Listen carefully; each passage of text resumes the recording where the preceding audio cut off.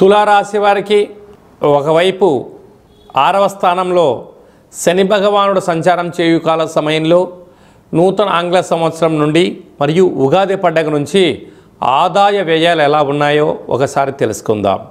వీరి యొక్క ఆదాయం 5, వ్యయం 14.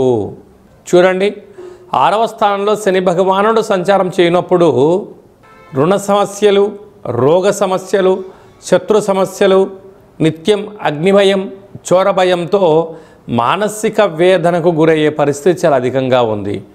అంటే 5 రూపాయలు మనం సంపాదిస్తే 14 రూపాయలు ఖర్చు పొంచి ఉంది. అంటే -9 రూపాయల్లో మనం ఉంటున్నాం.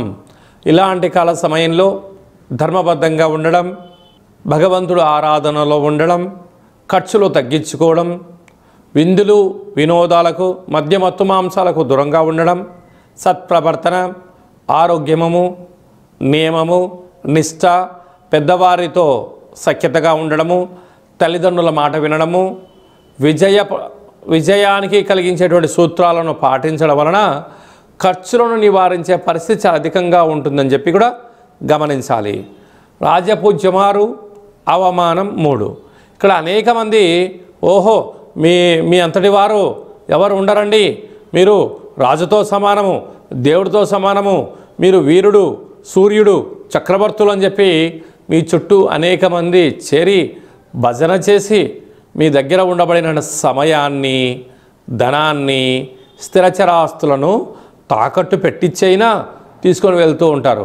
కనుక ఇలాంటి కాల సమయంలో మౌనం, ధ్యానం, సత్ప్రవర్తన అవసరం.